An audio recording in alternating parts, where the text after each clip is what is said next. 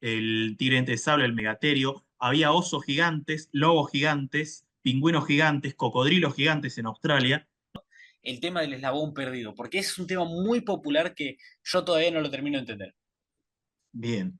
Mira, el eslabón perdido es un concepto principal, entonces el continente madre de la humanidad es África. El ser humano está perdiendo aptitudes, o sea, no es que se está volviendo más inútil, pero se está volviendo más débil. No hay apuro en estas charlas, las hacemos en los días que se pueda. Bien, Obvio. ya estoy grabando. ¿Cómo estás? Bien, ¿y vos? Gracias por llamarme para esto. No, olvídate que sí, tengo una banda de preguntas a hacerte. Pasa que yo creo que igual el contenido principal lo tienen las personas que estudiaron historia, son profesores. Primero principal, Fran, consulta. O Decime. sea, ¿a qué te dedicas? Yo soy profesor de historia y después estudié antropología, o sea, hice la maestría en antropología social, así que también doy clase de antropología y mi especialización es en el estudio de la prehistoria, ¿sí? O sea, en la vida de los seres humanos prehistóricos. Eso es a lo que me dedico.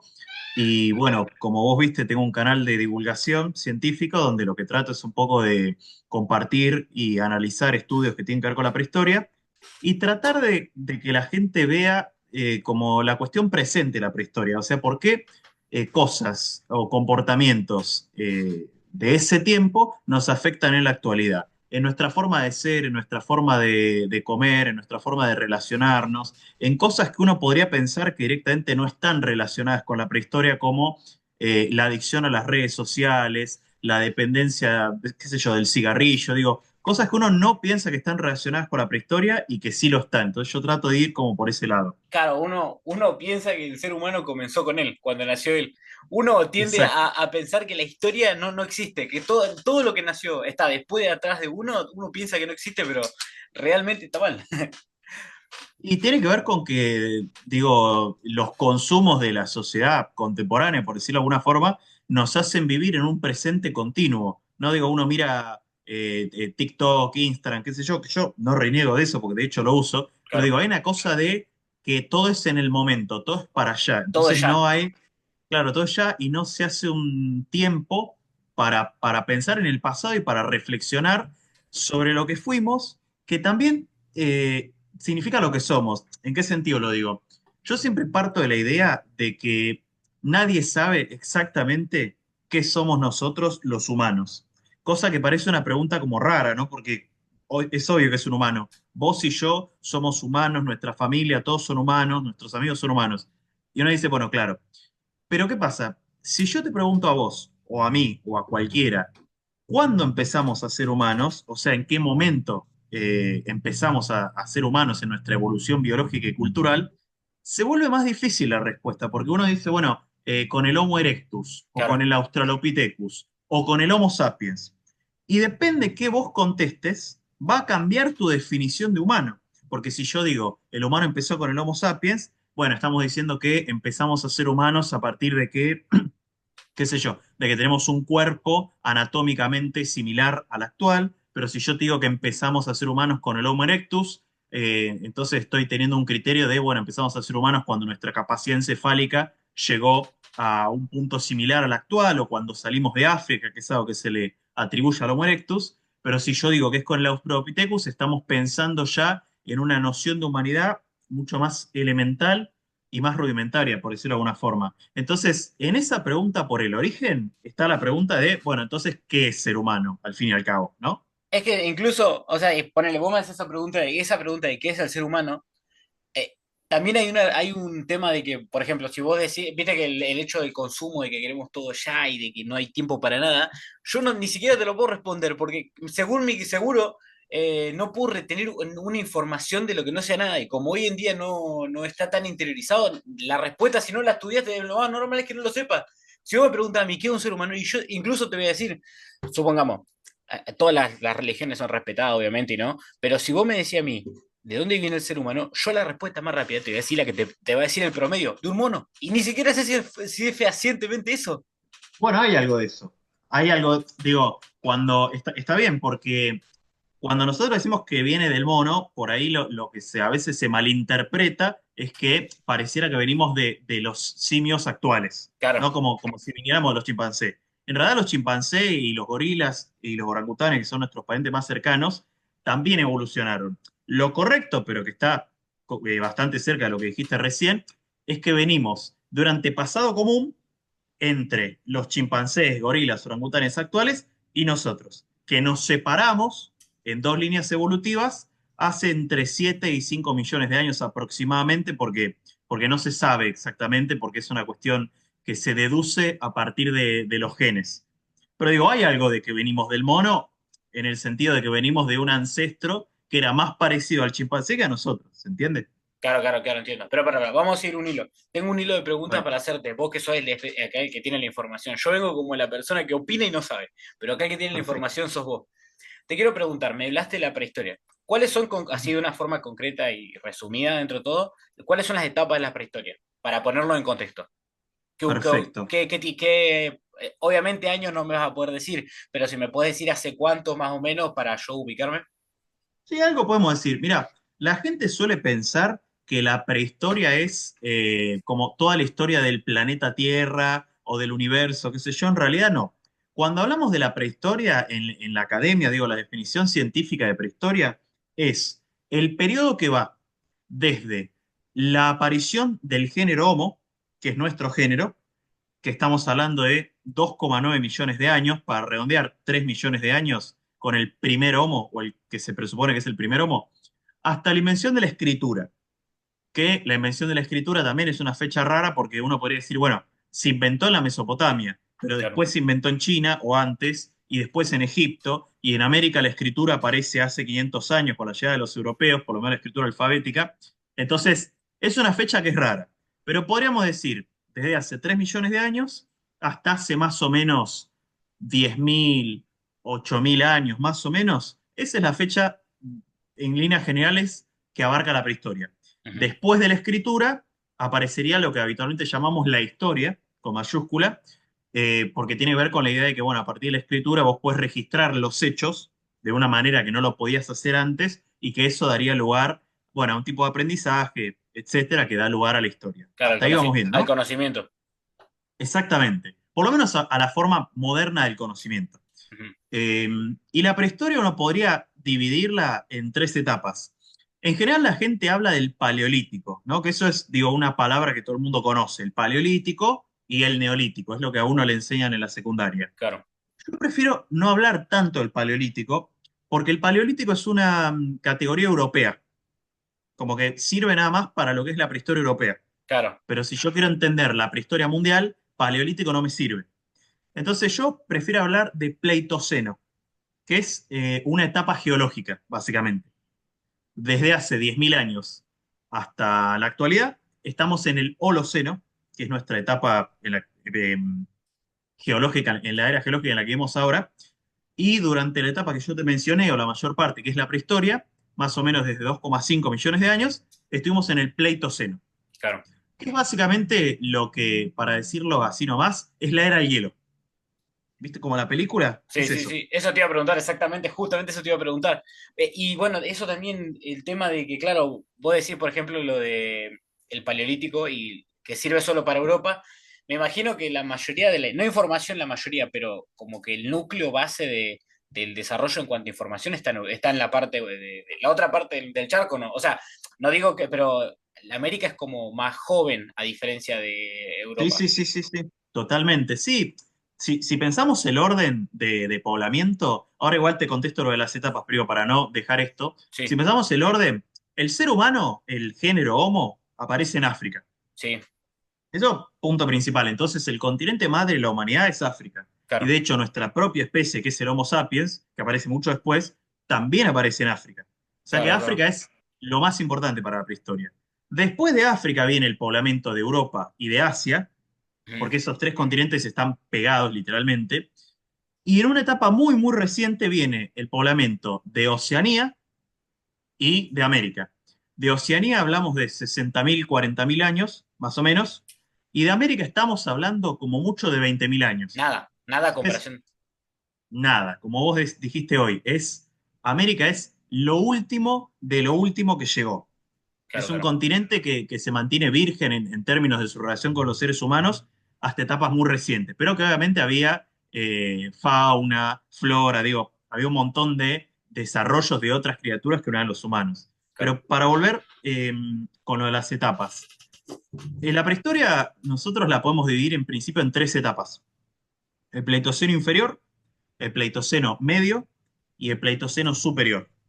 Y bueno, después viene el Neolítico, ¿no? O el Holoceno, mejor dicho. Para ubicar fácilmente las tres etapas sin tener como que decirte exactamente los años, que por ahí a la gente no le dice nada saber los años, el Pleistoceno inferior es el momento no solo donde aparece el género Homo, o sea, el nuestro, sino que es el periodo donde hay otros representantes de nuestra familia, que es la familia de los homínidos.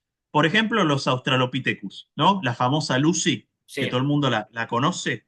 Eh, bueno, en la época de Lucy, del Homo habilis, quizás de los primeros Homo erectus, depende a qué teoría suscribas, es el Pleistoceno inferior.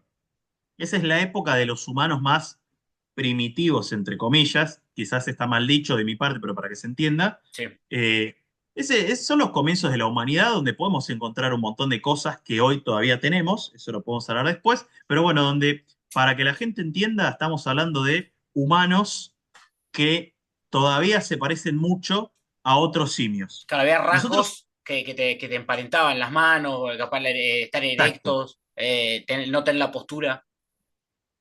Totalmente, estamos hablando de tipos de humanos que todavía no tenían una postura completamente erecta como la que tenemos nosotros, que dormían en los árboles, digo, como para ubicar más o menos de qué estamos hablando. Ahí te quiero hacer una Pero que consulta. obviamente, Ahí te quiero hacer una sí, consulta. En cuanto al humano, viste que hay vos sos el que me va a poder responder. Viste que hay un meme hoy en día que anda dando vuelta mucho, el que dice, te dormís y te levantás en el Pleistoceno y ay, no lo vi. tu esperanza de vida es de 5 días. ¿Qué tan real es que en esa época el ser humano tenía una esperanza de vida de 25 años, corta? Mirá, hasta básicamente hasta el siglo, por lo menos siglo XV o XVI, la esperanza de vida, es más, digo, por ahí en el siglo XVI ya era un poco más. Volvamos a la prehistoria, que es de lo que yo sé. Sí, En toda la prehistoria, la esperanza de vida, como mucho, es de 25 o 30 años. Ojo igual porque no quiere decir que nadie llegaba más. Hay muchos casos de neandertales o preneandertales, por ejemplo, que llegaron hasta los 50, que es un montón. Entonces, no quiere decir que nadie llegaba, pero hablamos de en términos generales. Lo que suele haber en la prehistoria es una alta tasa de mortalidad infantil. O infantil. sea, infantil, claro, se mueren siendo muy chiquitos. Claro, no Si sabía. superás esa barrera, tenés muchas posibilidades de llegar al pico máximo de la época, que son 25, 30, o de vuelta. Hay casos de 40, hay casos de 50, y estamos hablando de casos de gente que llegó a los 50 hace 500.000 años, no Claro, pues ahora. ahí te ¿Eh? agarraba una enfermedad y fuiste. O sea, la enfermedad más leve te volteaba. Exactamente. Vos pensás que, por ejemplo, durante el Pleistoceno superior, o sea, la época de los Homo sapiens, de los neandertales, ¿no? La época por ahí más conocida, los seres humanos biológicamente éramos casi iguales a hoy. Ujú.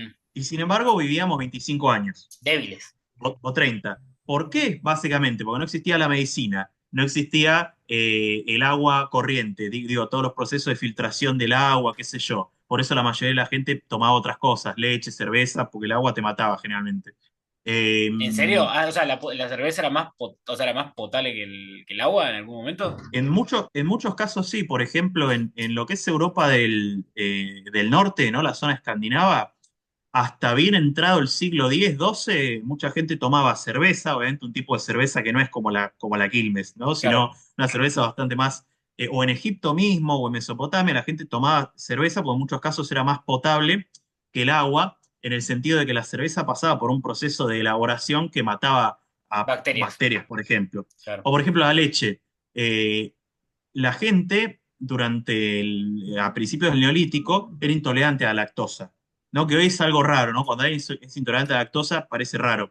Todos eran intolerantes a la lactosa, pero justamente como una estrategia biológica de supervivencia, por así decirlo, el cuerpo evolucionó, eh, digamos, modificó genéticamente una enzima que lo que hace es que te permite digerir la lactosa. ¿Por Claro. qué? Porque básicamente para que la gente pudiera tomar leche, que estaba disponible en animales como la vaca o la cabra, porque justamente había más posibilidades de sobrevivir tomando leche que tomando agua. Bueno, me fui por las ramas, No, pero no, no, pero para está bueno porque uno cree que eso, viste, como que aparecen ellos, aparecen las vacas, la cabra, lo que sea, lo que genera leche, y el ser humano automáticamente la puede consumir, pero no, no fue así.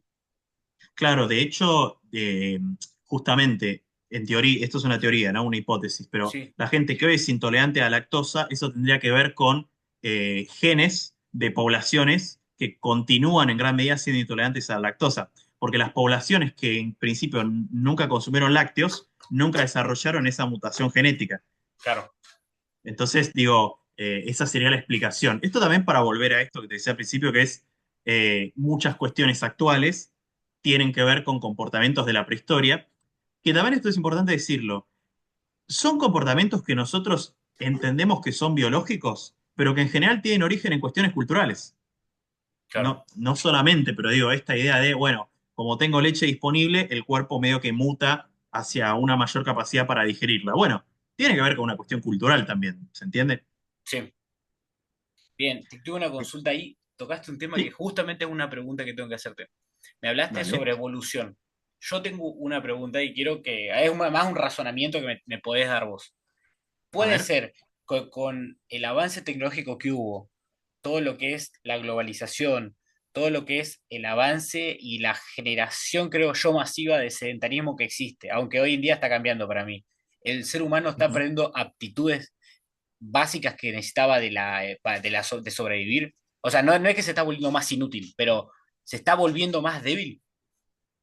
Mira, yo no sé si usaría la palabra débil, pero con el resto estoy completamente de acuerdo. ¿En qué sentido? Vamos con dos ejemplos bien fáciles.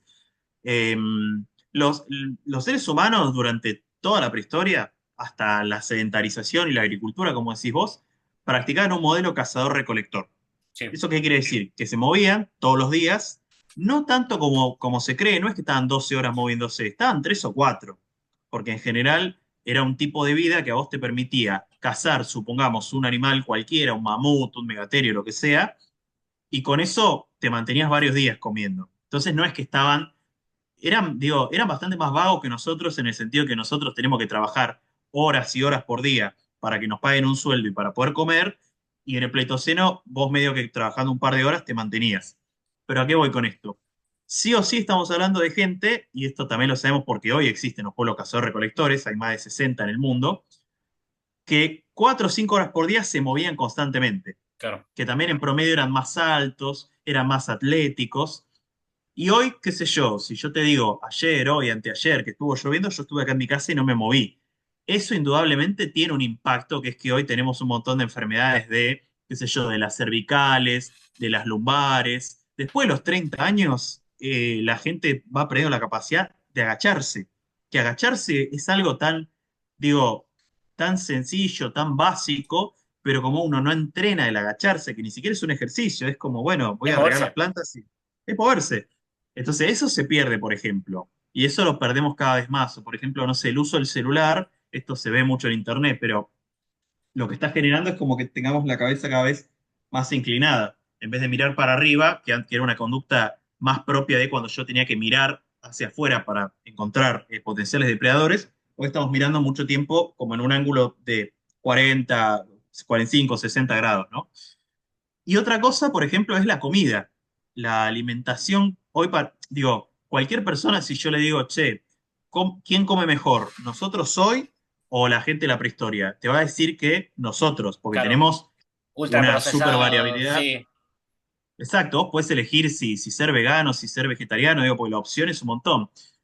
Pero si uno lo piensa en el largo plazo, en realidad los cazadores-recolectores tienen una dieta muy variada, alta en proteína, alta en fibra, alta en grasas y en azúcares, que son muy importantes para mantener la energía, muy baja en carbohidratos, porque no se consumían tantos antes de la agricultura. eh, y hoy en realidad tenemos una dieta, por ejemplo, mucho más alta en carbohidratos, por lo menos la mayoría. Que ojo, los carbohidratos no tienen nada de malo, sirven para la energía que uno necesita para hacer un montón de cosas. No, obvio, obvio. Pero digamos, Aparte del contexto distinto, obvio, obvio. pero digo, si vos no te moves y solamente comes fideo con queso, Y bueno, sí, obviamente va a ser peor que si te moves y comes una dieta que tenga un poco de fibra, verdura, claro. carbohidratos. Bueno, Entonces, en ese sentido, sí, yo creo que estamos yendo hacia un tipo de ser humano que, ya te digo, no sé si más débil, pero sí que ha perdido ciertas habilidades que al menos los primeros Homo sapiens las tenían.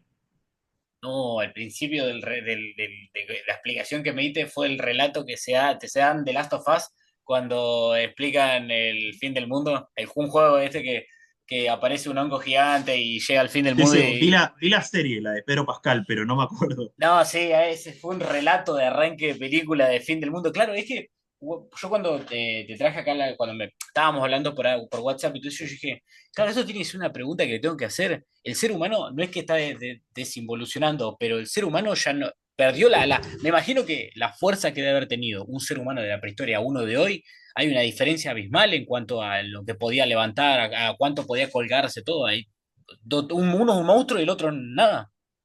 Bueno, te digo algo sobre la capacidad de colgarse, ya que lo mencionás. Sí, Eh, yo digo, si alguien que entreno escalada, por ejemplo, ¿viste? Escalada deportiva de boulder, que estás ahí, subís paredes, sí, y algo que me hace entrenar mucho es la capacidad de estar colgado. el Nosotros agarre. pasamos bastante tiempo colgados en una barra, ¿viste? Tipo Jero Arias, colgado con una mano, Sí. y eso es algo que mucha gente no lo puede hacer.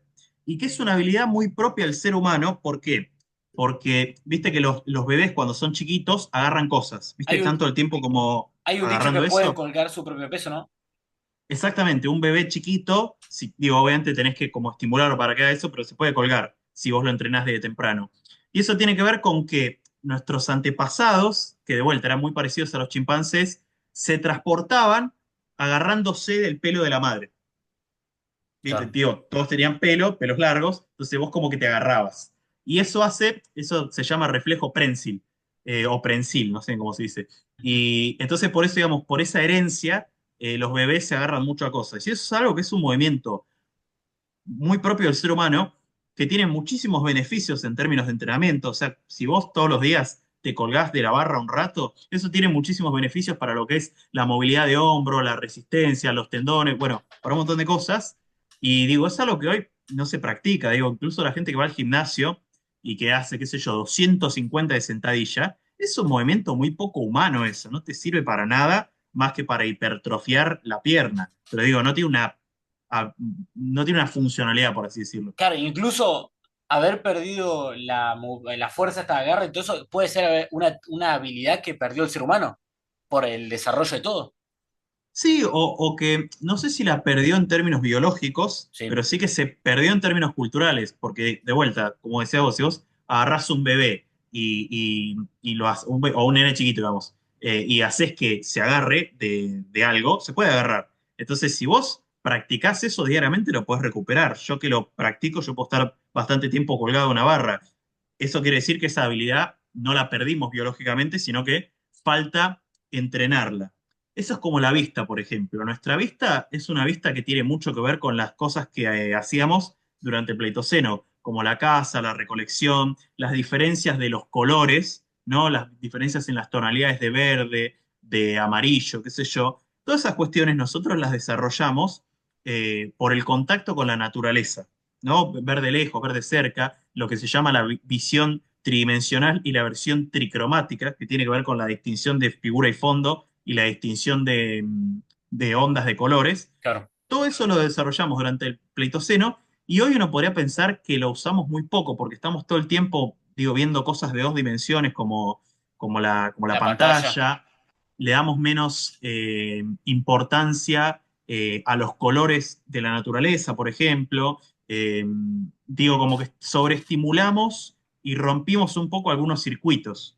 Claro, claro, sí, claro, sí, sí, sí, totalmente. Es la época de la sobreestimulación, pero por escándalo. Exacto. Perdimos capacidad de retención, perdimos muchas cosas. La tecnología tiene sus cosas buenas, obvio, pero también hizo mierda un montón de cosas. O sea, no hay chance de que no. Para, te quiero hacer una consulta. Estábamos hablando del Decime. Pleistoceno. En Ujú. cuanto a la vida del ser humano, te quiero preguntar, a ver, vos que sos el que sabe, en cuanto a depredadores, ¿era muy dura en cuanto a depredadores de esa época? Mira, podemos dividirlo de la siguiente manera. Sí, El Pleistoceno tiene un conjunto de depredadores que son medio los que uno puede ver, por ejemplo, en la era del hielo. A mí me encanta la era del hielo. sí, Digo, uno puede pensar en el tigre de dientes de sable, ¿no, Diego? el mamut, el... Ojo, muchos no son carnívoros, ¿eh? Esto también hay que aclararnos. El megaterio no es carnívoro. Ujú. Pero en, en muchos casos el ser humano se tenía que enfrentar porque el Por propio ser humano territorio. buscaba o porque había competencias en la cadena alimenticia, digamos, por más de que no sea directo. Pero después sabías, la mayoría de los animales que conocemos hoy estaban, pero en sus variantes gigantes, por decirlo de alguna forma. Eso tiene una palabra que se llama megafauna, que son básicamente animales gigantes que pesan por lo menos más de 50 kilos.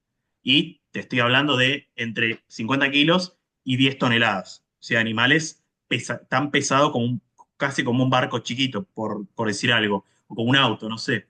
Eh, pero bueno, el mamut, el tigre diente de sable, el megaterio, había osos gigantes, lobos gigantes, pingüinos gigantes, cocodrilos gigantes en Australia. En Australia había un cocodrilo que creo que medía 8 metros, una cosa así, una cosa increíble. No. Eh, y digamos, siempre los humanos, si entendemos por humano, incluyendo a los homínidos tempranos como el Australopithecus, siempre el humano estuvo en una relación de desigualdad, porque obviamente por una cuestión del tamaño, del vigor físico, obviamente un humano contra un cocodrilo de 8 metros no puedes hacer nada. Pero hay algo que es muy importante y que empieza, y digo que uno puede pensar que al menos a partir del Pleistoceno medio empieza a aparecer, es la colaboración. Es decir, seres humanos que se juntan para enfrentarse, por ejemplo, a un megaterio o una manada de uros o de bisontes, eh, utilizando estrategias que requieren más la inteligencia que el cuerpo, como por ejemplo conducir a las manadas al río con palos, como si yo hiciera un puente de madera Una cerca. como una cerca, eso, gracias. Conducirlos al río y ahí después terminar de rematarlos. O, por ejemplo, se cree que el lenguaje aparece como una respuesta a la necesidad de la caza, sobre todo el lenguaje, la lengua de señas, porque vos de repente vas a cazar un animal de gran tamaño y lo que no puedes hablar porque te va a escuchar, entonces de una punta a la otra le haces señas al Sí. otro para que te vea. Entonces hay quienes dicen que la primera lengua que apareció en la humanidad es la de señas. Esto también respaldado en que los chimpancés, si se les enseñan señas, las pueden hacer. ¿Me escuchás bien? Porque empezó a No, llover acá. te escucho perfecto, te escucho perfecto, te escucho Ah, perfecto. genial. Eh, Así que yo te diría que siempre hubo una situación de desigualdad que un poco se empieza a revertir ya en el Pleistoceno medio o en el superior, donde empieza a haber una paridad justamente por estos mecanismos que tenían los seres humanos para enfrentarse a los depredadores, y donde termina de haber esa paridad que se resuelve a favor de los humanos es en la última etapa del Pleistoceno, donde, por ejemplo, los seres humanos llegan a América y en América la megafauna se extingue con toda probabilidad, aunque esto no es seguro y es solo una hipótesis, pero yo tiendo a creer que es así, Sí, por los seres humanos. ¿Y claro. esto por qué? Porque los animales, para decirlo básico, mientras más grande es el animal, más tarda en reproducirse. Fíjate, el conejo es re chiquitito y tiene un montón de crías. Sí, Pero, por ejemplo, los mamuts tienen una cría cada 2, 3 años. ¿Eso qué quiere decir? Que si vos provocas una matanza en masa de mamuts, es muy probable que se reduzca la población y que no logre regenerarse en el tiempo suficiente. claro. Por eso fíjate que en la era del hielo el que se extingue es Manny, el que se está por extinguir, digamos, es Manny, Sí. porque justamente es el más grande. En cambio, Sid, que es chiquitito, hay un montón de Sid. Yo siempre doy el mismo ejemplo, pero me parece muy ilustrativo. Es que justamente ahora que me estoy dando cuenta, son varios los memes que justo de la evolución, porque justo se me ocurrió uno cuando dijiste que los animales de antes grandes y hoy son los más chiquitos. Es como el meme ese que anda dando vuelta del gato que dice, esto ocurrió en el momento que se acercaron al ser humano. Claro que después está el gato con un gorrito Sí, sí, sí, sí. y con cosas de Papá Noel, sí. Todo humillado tal gato, no tiene dignidad. Y antes era una bestia cazadora, que ese es el típico meme que anda dando vuelta. Y en muchos casos la evolución lleva como a una simplificación en el sentido de que sobre todo cuando los humanos meten mano en la selección de los animales, como los humanos lo que buscan son animales que sean más simpáticos, menos agresivos, más compañeros, qué sé yo, hay una tendencia al achicamiento, por no decir simplificación. Digo, el perro es más chiquito que el lobo, por ejemplo, o el gato es más chiquito que el gato montés africano, que es su antepasado, las vacas son más chicas que los suros. Bueno, ejemplos hay miles. A veces la propia evolución es la que favorece esa simplificación porque, por ejemplo, los animales más chiquitos se pueden esconder en cuevas, por decir algo, y sobrevivir, mientras que los animales grandes no. Esto también para decir que a veces no es la supervivencia del más fuerte, sino, como decía Darwin o Spencer, es la supervivencia del más apto. Claro, es la que ni siquiera es como decir, ni siquiera la más fuerte, el que más se adapta. Exacto, y el contexto en el que vos te adaptás es variable. Te doy un ejemplo. Eh, los osos pardos y los osos polares descienden de un mismo ancestro común, que es un oso. Sí, Ahora, el oso polar, por el clima en el que está, que hay mucho hielo, qué sé yo, su principal alimento son los pescados, los claro, peces, perdón, peces grandes. Entonces el oso polar lo que desarrolló son unas garras tipo Wolverine, eh, porque lo que hace es justamente como ensartar al pescado, porque si tuviera las garras que tiene el oso común, el oso pardo, no los podría agarrar. no sobrevive. Entonces, entonces es como que la supervivencia del más apto depende siempre del contexto. Y la aptitud es un concepto relativo. Claro, entiendo, entiendo. Para, te quiero hacer una consulta. Ahora es el ¿Vale? tema que yo te había hablado en WhatsApp. Quiero que me expliques qué es, si existe, y, o sea, obviamente la teoría de la desarrolla dentro de los conceptos que pueda entender una persona que no haya estudiado, el tema del eslabón perdido, porque es un tema muy popular que yo todavía no lo termino de entender. Bien. Mira, el eslabón perdido es un concepto muy viejo que viene del siglo XIX, que es básicamente cuando vos pensás que antes de que llegara Darwin y la teoría de la evolución se impusiera, porque hoy todos damos por sentado que la evolución es real, pero en Claro. el siglo XIX había un debate entre el creacionismo, que era la idea de que Dios había creado a Adán y Eva y a los seres humanos en 7 días, 7 noches, no me acuerdo cuánto es, Ujú. y el evolucionismo de Darwin que decía, no, mira, el mundo es más viejo de lo que creemos, no tiene 4.000 años, que es lo que decía el creacionismo, y todos los seres descienden de especies anteriores, Claro. que es lo que decíamos al principio, ¿no? El ser humano viene del mono, por decirlo a lo bestia. Entonces, cuando se acepta la teoría de la evolución, la gente empieza a decir, ah, bueno, entonces deberíamos encontrar un antepasado que esté justo a la mitad entre el mono Ujú. o el chimpancé, no sé, o el antepasado, y nosotros. Entonces, tipo, acá estamos nosotros, acá están nuestros ancestros monos, por decirlo así, y en el medio estaría el eslabón perdido. El nexo entre ambos. Exacto, el nexo entre ambos que sería como la mitad, tipo, mitad mono, mitad humano, por decirlo, lo estoy diciendo como con los términos de la época. Obvio, obvio, obvio. Que el primer candidato lo descubrió Eugene Dubois, creo que se llama, que descubrió un homo que le puso Pithecanthropus erectus, Ujú. que traducido del latín al castellano es el hombre mono erecto, Claro, que hoy en día sería el Homo erectus. O sea, claro. después cambió a ese nombre. Y se creía que el Homo erectus era exactamente el eslabón perdido, es decir, el de la mitad. Ahora, hoy ya no se habla de eslabón perdido, ¿por qué? Porque la idea del eslabón perdido implicaba que la evolución era completamente lineal. Entonces, ¿qué? Venía de un monito a un monito más alto, a uno del medio, qué sé yo, hasta que llegamos nosotros, ¿no? Como La ese imagen. meme o esa imagen, claro, que estaba en los libros de historia cuando yo fui a la secundaria. Sí, Entonces, se creía que era un proceso lineal. Entonces, que venía el Australopithecus, después el Erectus, después el Neandertal y después nosotros. Hoy se sabe que eso no es así, sino que lo que hay es una evolución como en forma de arbusto.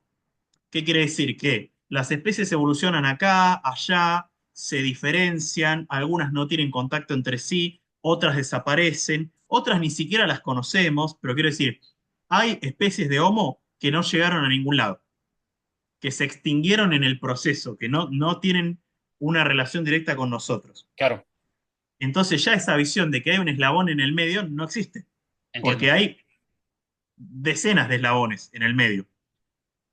Hasta ahí vamos bien, ¿no? Sí, Pero acá viene la parte nueva.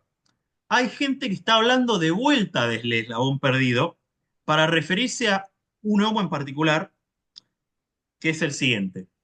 Nosotros durante el Pleistoceno superior sí, hubo 4 o 5 especies de seres humanos que vivieron al mismo tiempo.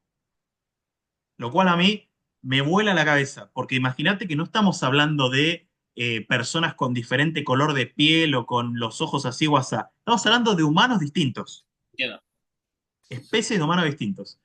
Donde estaba, por un lado, el Neandertal en Europa, nosotros o nuestros antepasados Homo sapiens en África, y en la zona de Siberia estaba el Homo denisova, que es un homo que se descubrió hace muy poquito, creo que en 2009. Y hoy, ahora se empieza a decir hace muy poquitos años que esos tres descienden de un antepasado común. Y esto lo prueba la genética. Es decir, en función de la genética vos podés saber que esos tres descienden de un mismo tronco común. Claro, se vinculan. Están, exacto, están los tres vinculados a un mismo ancestro. Pero ese ancestro, la paleontología no lo encontró. O sea, no hay un Un hueso cráneo, con un no hay cráneo un que cráneo. digan, no, no hay, que digan, es este. Claro, claro. Entonces hay quienes dicen, bueno, ese es el eslabón perdido. Lo dicen un poco en chiste, porque de vuelta, el concepto del eslabón perdido quedó obsoleto, pero Pero hay una idea de, bueno, hay hay uno en algo. el medio que no lo conocemos. Claro, hay algo que es incertidumbre. Exacto. Es signo de Y que, pregunta. y que saber, a mí por lo menos me interesaría saber cómo era, porque hay muchos comportamientos que nosotros los encontramos en esos tres somos Sí. que no los encontramos en los anteriores. Y cuando tres especies tienen algo en común, lo que se sobreentiende es que ese antepasado los tenía. Lo digo en castellano. Si yo tengo tres hermanos y los tres tenemos ojos claros, si yo tengo dos hermanos, yo soy el tercero, y los tres tenemos ojos azules, y bueno, probablemente mi papá también los tenga. Claro. Eso es lo mismo, pero llevado a nivel especie. Es decir, si los tres, Denisova, Neandertal y Sapiens, tenían, por ejemplo, una mutación en lo que se llama el gen del lenguaje, ¿eso qué quiere decir? Que ese eslabón perdido del que estamos hablando ya tenía mutado el gen del lenguaje. No, pero Netflix, bueno, agarró y hizo una película de esto. Es Es increíble. loquísimo. Es loquísimo. Porque aparte a mí, ¿qué me interesaría saber? Supongamos que ese es el que tiene el gen del lenguaje. ¿Por qué mutó un gen en ese específicamente? ¿Qué le pasó? Claro, Porque claro. hay un concepto que es la presión evolutiva, que quiere decir que, para decirlo a lo bestia, todo se explica por algo. Claro, Todo tiene que haber sido el resultado de algo. el contexto lo llevó a tener esa capacidad. Exactamente. Entonces, la duda que a mí me genera es, bueno, ¿qué contexto lo llevó a este homo conjetural que no sabemos quién es a desarrollar esa capacidad? ¿Y Si es que exactamente fue así. en qué parte más o menos como vos decís, por decirlo de una manera, se estima en qué parte del mundo está, tipo, de qué continente? África, supongo.